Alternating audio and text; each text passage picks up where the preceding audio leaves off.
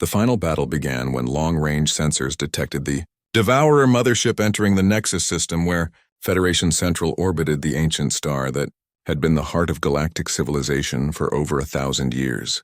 The massive biomechanical entity was larger than most moons and contained the collective consciousness that controlled every Devourer vessel throughout the galaxy. Admiral Thompson assembled the largest fleet in galactic history around Nexus Prime as human warships, joined with newly militarized Federation vessels in desperate preparation for the ultimate confrontation. Over 1,500 ships from dozens of species formed battle lines that stretched across the entire system while millions of civilians evacuated deeper into the galaxy's core at Elder Zixthera coordinated the most complex telepathic network ever attempted as Zephyrian minds linked human tactical officers with alien ship commanders across vast distances. The mental strain was enormous, but it allowed unprecedented cooperation between species that had never worked together in combat situations before. Jake Morrison commanded the assault, carrier Vengeance, and prepared his squadrons for the boarding mission that would determine the outcome of the entire war. Intelligence gathered from captured Devourer vessels indicated that destroying the mothership's central consciousness would sever the collective link and leave individual enemy ships vulnerable to conventional attack.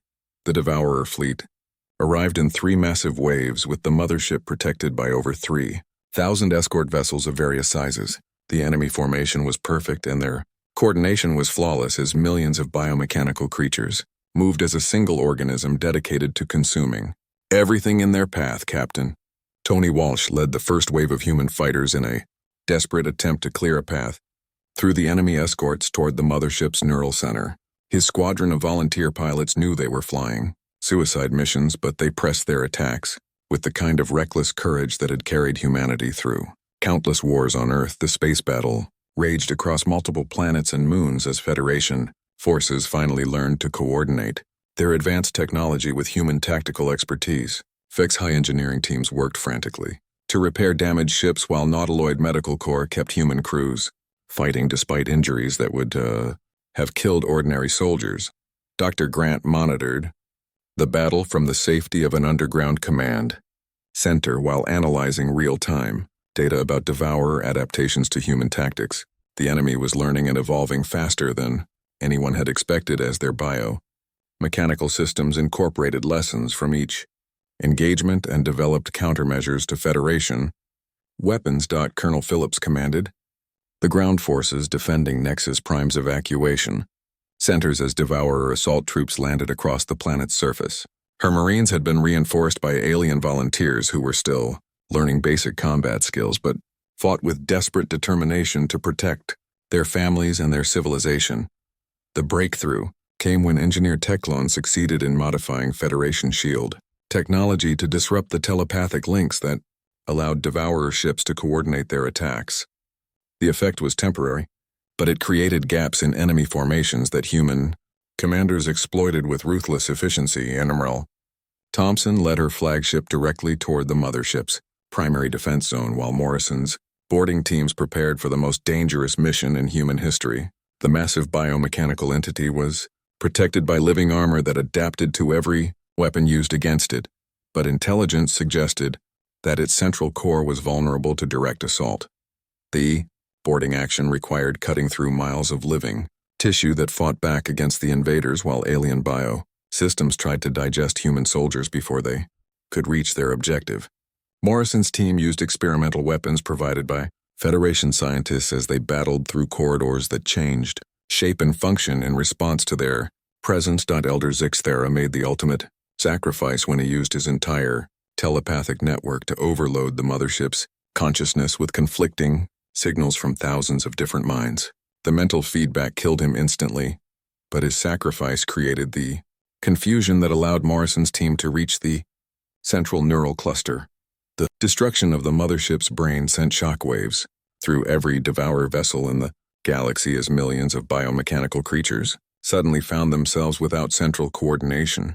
Individual ships began attacking each other as competing biological imperatives took control, without the collective consciousness to maintain order. Captain Morrison barely escaped the mothership before its massive structure began consuming itself in a cascade of biological failure.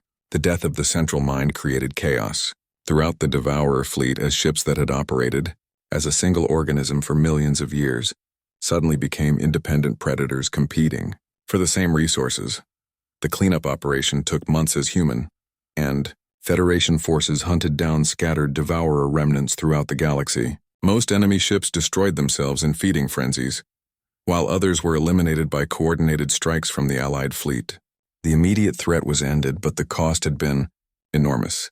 The final casualty reports showed that over 2 billion beings had died during the Devourer invasion, including thousands of human soldiers who had sacrificed themselves to protect alien civilians they barely knew.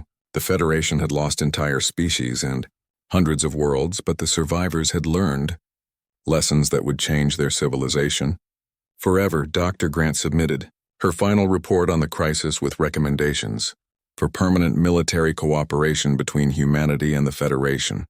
The peaceful galaxy had discovered that eternal vigilance was the price of the peace their ancestors had enjoyed, and that some threats could only be stopped by those willing to fight. Admiral Thompson accepted appointment as the first human member of the restructured Federation Council and began establishing the Galactic Defense Force that would protect against future threats. The new organization combined human military expertise with Federation technology and alien special abilities to create the most effective fighting force the galaxy had ever seen.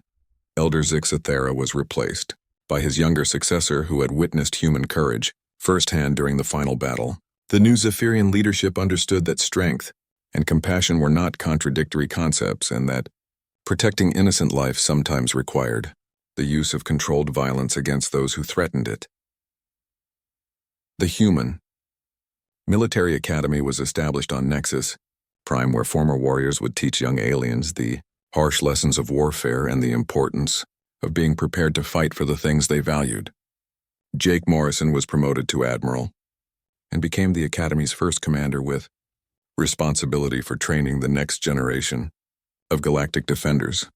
The galaxy had forgotten fear during its centuries of peace, but humanity had reminded them that some things were worth fearing and some things were worth fighting against, no matter the cost.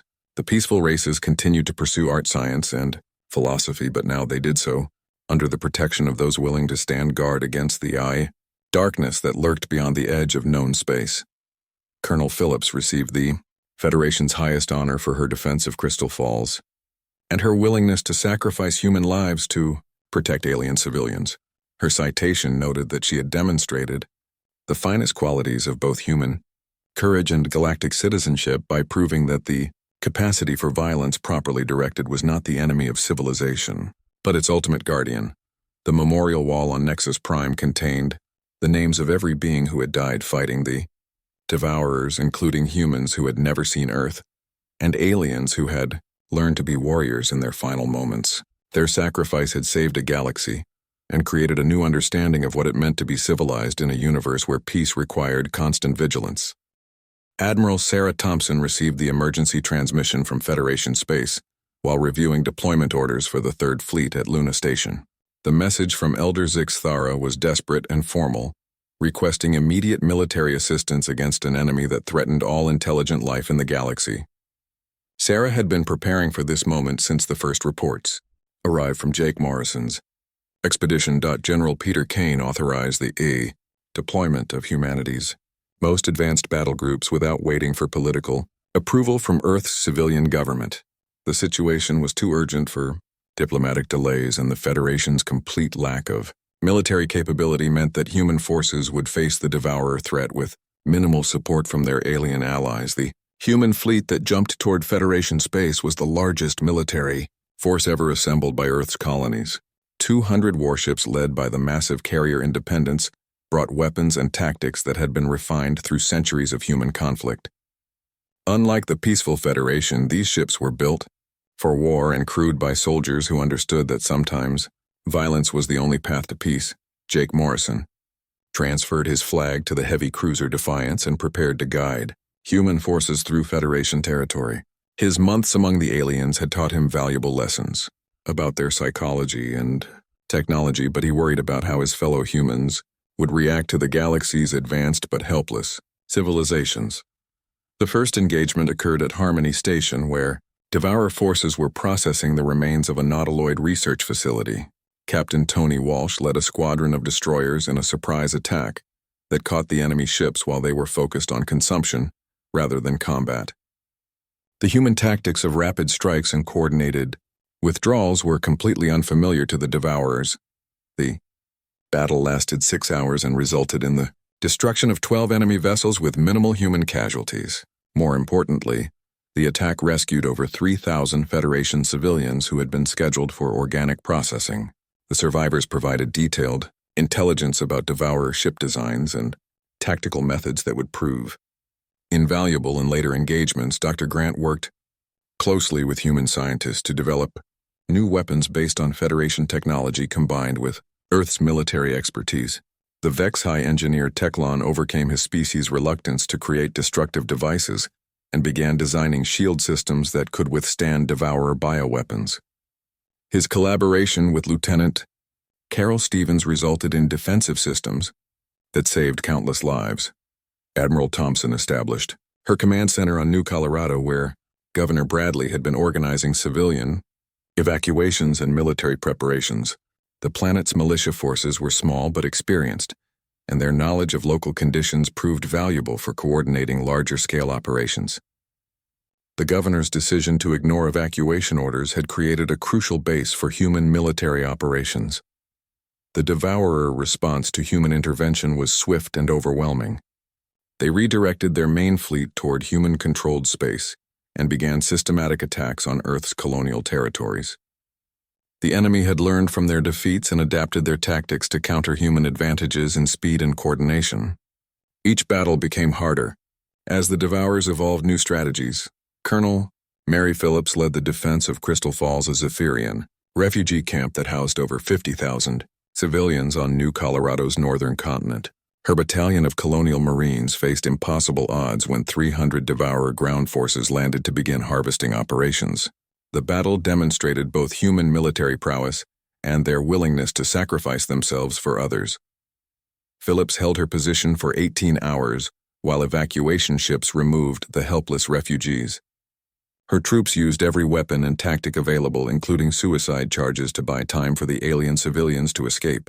When relief forces finally arrived, they found Phillips and 12 survivors still fighting. Among the bodies of their fallen comrades and hundreds of destroyed enemy creatures, the rescue mission at Crystal Falls marked a turning point in Federation attitudes toward human military forces. Elder Zixthara witnessed human soldiers choosing death to protect alien civilians they had never met before.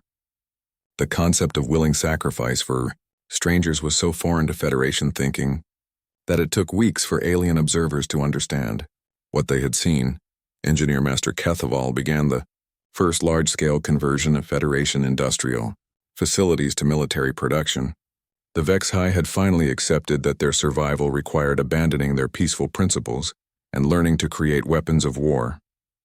Their advanced manufacturing technology combined with human weapons designs produced tools of destruction that neither species could have developed alone. The defense of Meridian Prime required the combined efforts of human tactical planning and Federation technological superiority. The massive space habitat housed 12 billion beings from across the galaxy and represented the largest concentration of advanced civilization outside the core worlds. Admiral Thompson deployed her entire fleet to protect the station against a Devourer assault force of over 800 ships. The battle for Meridian Prime lasted 3 days and showcased the deadly effectiveness of human military doctrine applied to Federation resources. Human commanders coordinated attacks by thousands of automated defense drones, while Federation scientists provided targeting data through telepathic networks that spanned the entire system. The victory was costly, but it proved that the invaders could be stopped. Captain Morrison led a desperate boarding action against a Devourer command ship to capture intelligence about enemy fleet movements and strategic objectives. His team of Marine volunteers fought through living corridors that tried to digest them, while alien biosystems adapted to their presence. The mission succeeded, but at terrible cost, as only Morrison and 3 others survived to bring back vital information. The captured data revealed that the Devourers were not simply consuming Federation territory, but were preparing for a final assault on the core worlds that would eliminate organized resistance throughout the galaxy. Their fleet had grown to over 2,000 ships and included massive motherships capable of processing entire planets in a matter of days. Dr. Grant's analysis of devourer biology revealed their greatest weakness and their most terrifying strength. The creatures were essentially a single organism, distributed across thousands of individual ships, with each vessel functioning as both a separate entity and part of a vast collective intelligence. Destroying individual ships weakened the whole, but the collective could adapt and evolve in response to any threat.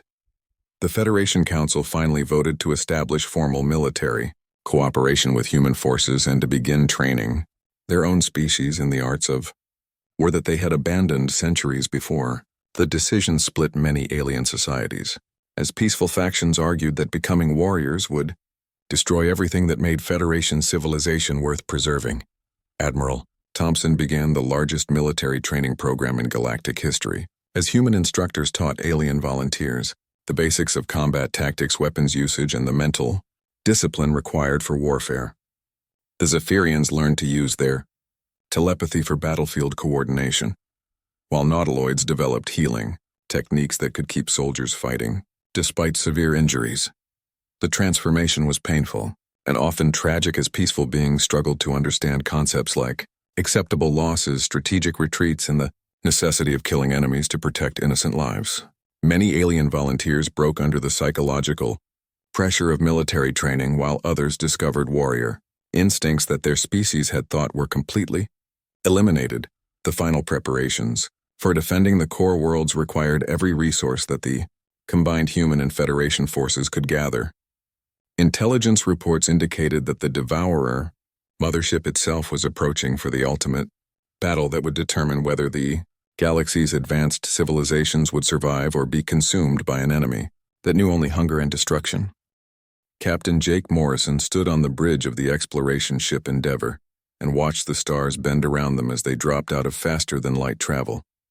The view screen showed a massive space station floating in the void like a crystal flower, made of metal and light. It was bigger than any human city, and more beautiful than anything Jake had ever seen in his 20 years of space travel. The communications officer turned to him with wide eyes. Lieutenant Ben Torres had been trying to make contact for the past hour, and his face showed both excitement and worry. The signals coming from the station were unlike anything in human records.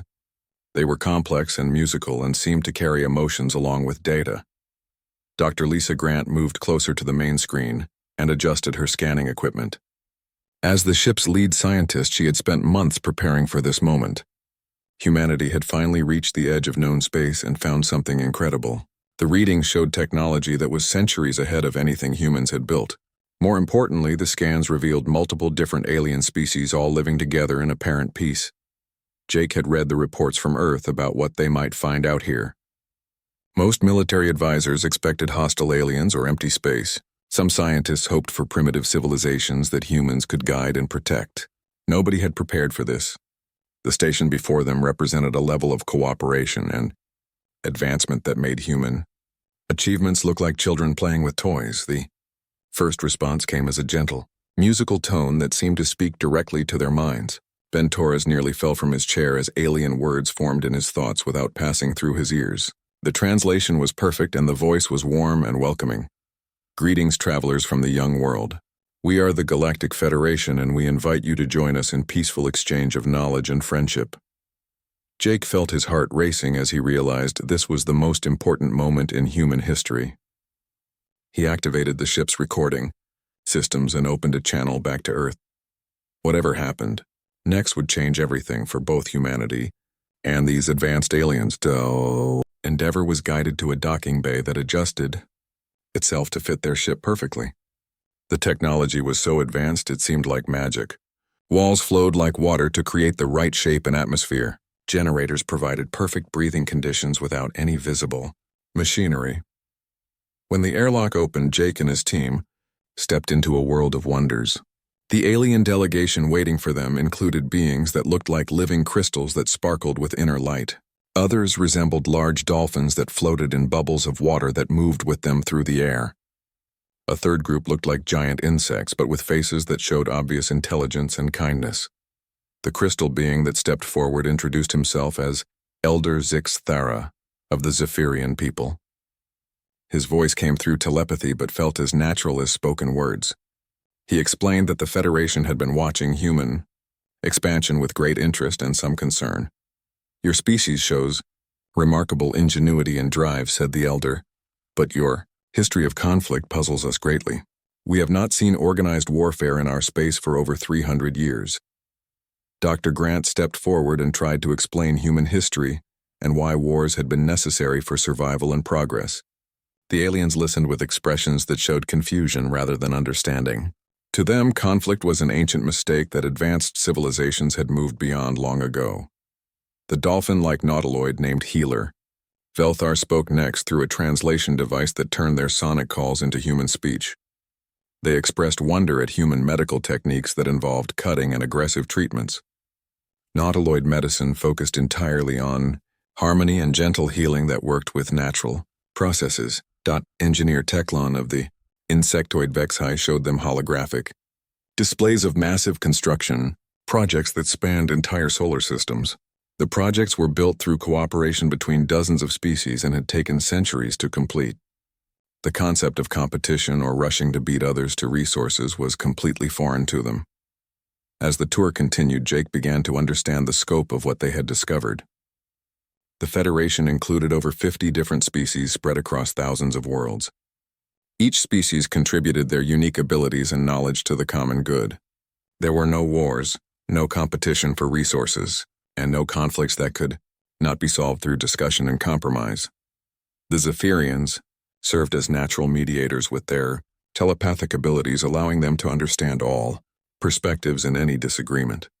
The nautiloids provided healing and biological sciences that had eliminated disease and aging. The Vexhi built incredible structures and machines that made life comfortable for everyone. Jake found himself struggling to explain basic human concepts like national borders, military forces, and economic competition. Every question from the aliens revealed how different human thinking was from the peaceful galaxy they had discovered. Elder Zix Thara showed them the Federation Council, chambers where representatives from all member species gathered to make decisions through consensus rather than voting or conflict. Disagreements were resolved through patient discussion that sometimes lasted years, until everyone could agree on the best path forward. The humans were offered guest quarters and invited to stay as long as they wished while the Federation learned about their species. Jake accepted gratefully, but privately worried about what would happen when more human ships arrived. His people were not naturally peaceful like these aliens, and he wondered if humanity would fit into this perfect society. Dr. Grant spent hours in deep discussion with alien scientists who were fascinated by human adaptability and survival instincts, but troubled by their aggressive tendencies. She tried to explain that human aggression had been necessary for survival on a dangerous world, but the aliens struggled to understand why any intelligent species would choose conflict over cooperation. As Jake prepared his report back to Earth, he realized he was about to change two civilizations forever. Humanity would learn that peace was possible on a scale they had never imagined. The Federation would discover that not all intelligent species had evolved beyond the need for strength and vigilance. Neither side could know that their meeting would soon be tested by forces that cared nothing for peace or cooperation. The Federation's response to the Devourer threat revealed just how completely they had forgotten the concept of warfare. Elder Zix Thara organized a massive diplomatic mission, consisting of representatives from every member species and their most precious cultural treasures. The plan was to overwhelm the invaders with demonstrations of advanced civilization and peaceful intent. Dr. Grant watched in dismay as the Federation prepared gifts of art, music, and scientific knowledge to present to creatures that had already demonstrated their complete lack of interest in anything except consumption. She tried to explain that the Devourers viewed other species as food sources rather than potential allies, but the Federation Council could not accept that any intelligent life form would be incapable of reason. The diplomatic fleet consisted of 50 ships filled with the greatest minds and most beautiful creations of Federation civilization. Scientist Prime Velthar led the nautiloid delegation, while Engineer Master Kethval represented the Vexhi. Each species contributed their finest ambassadors and most impressive achievements in a desperate attempt to prove their worth. To the advancing invaders, Jake Morrison begged Elder Zixthera to cancel the mission and allow him to return to Earth for military assistance. The Elder refused because accepting human weapons and soldiers would mean abandoning the principles that had made Federation civilization possible. He believed that showing weakness or aggression would only encourage the invaders to respond with greater violence. Commander Turner analyzed the tactical situation and concluded that the Federation had perhaps 2 months before the Devourer fleet reached their core worlds. The invaders had consumed 12 colonies and 3 major industrial centers, while growing from 200 ships to over 500. Each victory made them stronger and more confident in their advance toward the heart of Federation space. The diplomatic mission met the Devourer fleet at the edge of the Altair system, where Federation forces had built a massive communication array. The aliens broadcast their message of peace and cooperation on every frequency, while displaying holographic shows of their greatest cultural achievements. The response was swift and predictable. The Devourers tore through the diplomatic fleet like wolves attacking sheep. The alien ships launched living projectiles that burrowed into Federation vessels and began consuming them from the inside out. Within hours, 50 ships and their crews had been converted into raw materials for the growing enemy fleet. Scientist Prime Velthar managed to transmit a final message before his ship was overrun. His sonic calls carried pure terror as he described creatures that showed no recognition of intelligence or consciousness in their victims. The Devourers processed living beings with the same mechanical efficiency they used for mining asteroids or harvesting gas from nebulae. The destruction of the diplomatic mission finally convinced some Federation leaders that their traditional methods would not work against this enemy. However, their attempts to organize resistance were hampered by thousands of years of peaceful evolution. They had no weapons, no military organization, and no understanding of tactical concepts that humans considered basic. Dr. Grant established a working relationship with engineer Master Kethaval, who had survived the diplomatic disaster by staying behind to coordinate communications. The Vexi had begun to understand that their survival might depend on learning concepts that their species had abandoned long ago. They started converting industrial equipment into primitive defensive systems. The evacuation of Outer Rim territories became a chaotic nightmare as billions of Federation citizens fled toward the core worlds. The transportation network designed for peaceful commerce could not handle the massive refugee movements. Ships designed for comfort and efficiency broke down under the strain of carrying desperate families and their possessions. Jake Morrison received authorization from Earth to deploy his ship's limited weapons in defense of Federation evacuation routes. The Endeavor's small arsenal was insignificant compared to the Devourer fleet, but it represented the only military force available to protect civilian vessels. Commander Turner coordinated with Federation traffic control to establish safe corridors for refugee ships. The first direct combat between human and Devourer forces occurred when the Endeavor intercepted 3 enemy scouts pursuing a Nautiloid hospital ship. The brief engagement lasted only minutes but demonstrated that the invaders could be damaged and destroyed with proper tactics and weapons. More importantly, it showed Federation observers that resistance was possible. Elder Zixthera watched the tactical recordings with expressions of horror and fascination as human weapons tore apart enemy vessels with calculated efficiency. The Endeavor's crew showed no hesitation about destroying ships that contained living beings, even if those beings were hostile invaders. This casual acceptance of necessary violence was completely alien to Federation thinking. The psychological impact of constant retreat and defeat began to destroy Federation society from within. Species that had cooperated for centuries started blaming each other for the crisis. The Zephyrians were criticized for their failed diplomatic efforts, while the Vexi were accused of building inadequate defenses and the Nautiloids were blamed for not developing military healing techniques. Dr. Grant worked with teams of Federation scientists to develop new technologies that might slow the Devourer advance. However, every proposal was delayed by ethical committees that insisted on evaluating whether new weapons would be compatible with Federation values. The debates continued while more colonies fell to the advancing enemy. The fall of Sanctuary Prime marked the complete collapse of Federation outer defenses. The massive world had housed over 10 billion beings from dozens of species living in perfect harmony. The Devourers consumed the entire planet in less than a week, turning it into a massive shipbuilding facility that tripled their fleet size. Refugee camps on the core worlds overflowed with survivors carrying tales of horror that the peaceful Federation citizens could barely comprehend. The stories of organic processing centers and living ship hulls created panic that spread faster than the official evacuation orders. Some species began building hidden colonies in remote systems, while others retreated to their heavily defended homeworlds. Commander Turner established communication with Governor Sam Bradley of the human colony New Colorado, which lay directly in the path of the Devourer advance. The governor had ignored orders from Earth to evacuate and instead was organizing resistance with local militia forces. He invited Federation refugees to shelter on his world while preparing for the inevitable attack. The decision to deploy human military forces without official Federation approval created a crisis within the council chambers. Elder Zixthera faced opposition from traditionalists who insisted that accepting human weapons would corrupt their civilization beyond repair. Other voices argued that corruption was preferable to extinction and that survival required abandoning outdated principles. Dr. Grant made her choice when the Devourer fleet reached the outer edge of human space.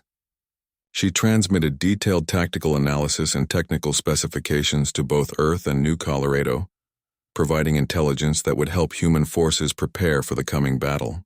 Her decision to choose sides marked the end of her role as neutral observer and the beginning of active human involvement in the Galactic War.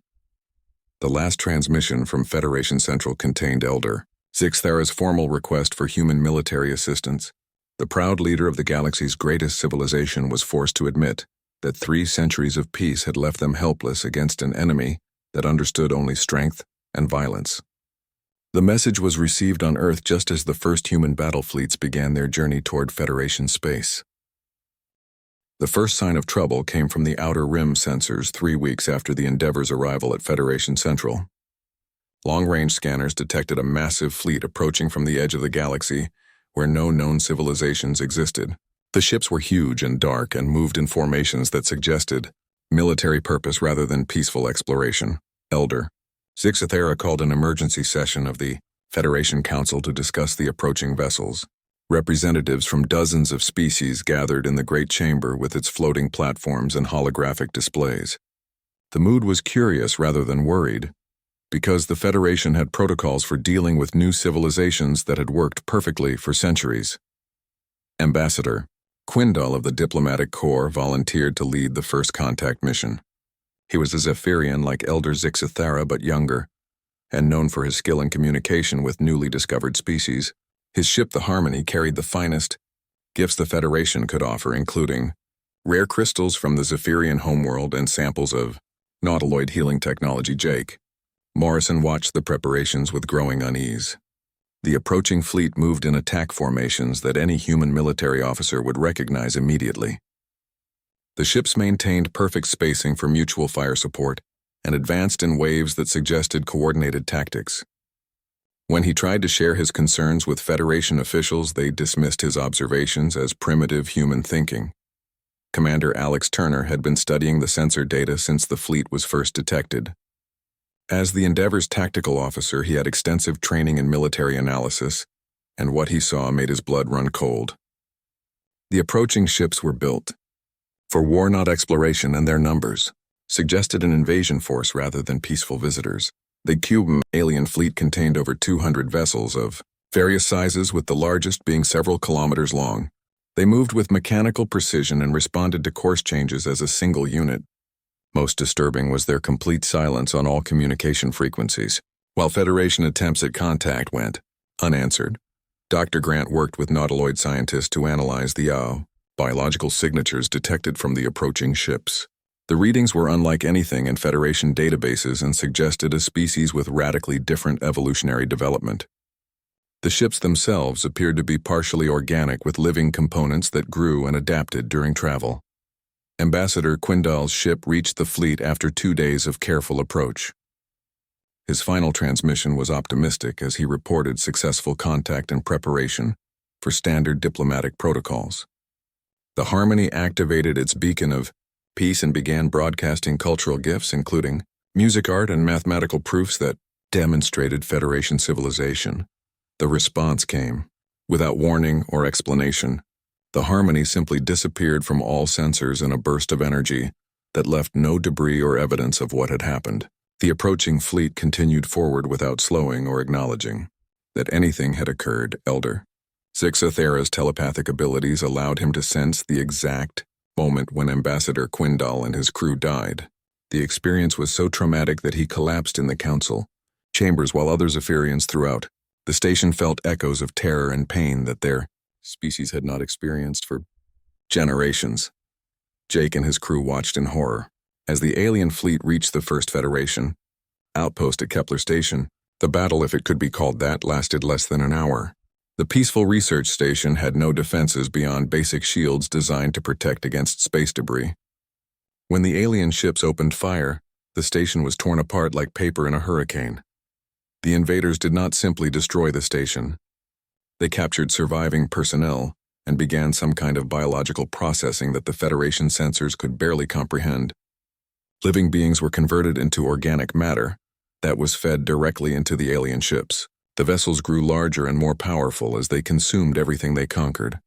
Commander Turner tried desperately to convince Federation leaders that this was a military invasion requiring immediate defensive action. The aliens he spoke with struggled to understand concepts like strategic withdrawal or coordinated resistance.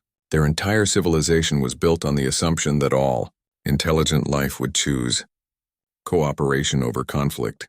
The second attack came at the Harmony Gardens, a Zephyrian colony world known for its beauty and artistic achievements. The invading force had grown to over 300 ships after consuming Kepler Station.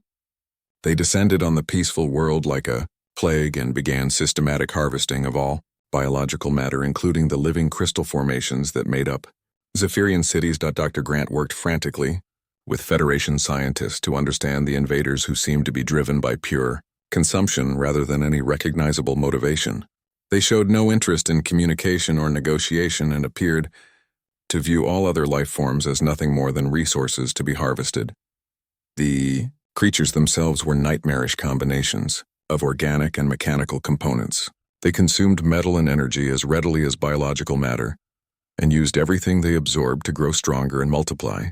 Each victory made them more dangerous, and their fleet continued expanding as they moved deeper into Federation space. Elder Zixthara finally acknowledged that the Federation faced a threat unlike anything in their recorded history. He authorized the evacuation of outer rim colonies and the construction of defensive barriers around core worlds. However, the Federation had no military technology, and their defensive preparations were based on assumptions about rational opponents who could be reasoned with. Jake Morrison requested permission to return to Earth and bring back human military forces to help defend Federation space. Elder Zixathera hesitated because inviting warriors into their peaceful civilization went against everything the Federation believed in. The decision was delayed while more colonies fell to the advancing invaders. The third attack targeted New Centauri, a thriving trade hub where multiple species lived and worked together in perfect harmony. The invaders arrived in force and began their systematic consumption of everything on the planet. Federation evacuation ships managed to rescue only a small fraction of the population, while the rest disappeared into the organic processing centers of the enemy fleet. Commander Turner monitored communications as refugees from the attacked world spread panic throughout Federation space. The aliens had never experienced this kind of fear, and many species began abandoning their colonies to flee deeper into the galaxy. The carefully maintained peace and cooperation that had lasted for centuries started to crumble under the pressure of an enemy that could not be reasoned with. The invaders broadcasted images of their conquests across all Federation communication networks. They wanted their victims to see what was coming and to understand that resistance was futile. The broadcast showed entire worlds being stripped of all life and converted into ship hulls and organic weapons that made the fleet even more dangerous. Dr. Grant finally succeeded in establishing a partial communication link with the invaders through analysis of their broadcast signals. What she discovered was worse than anyone had imagined. These creatures called themselves the Devourers, and they had consumed hundreds of galaxies in their endless expansion across the universe. They viewed the Federation not as potential allies or enemies, but simply as their next meal.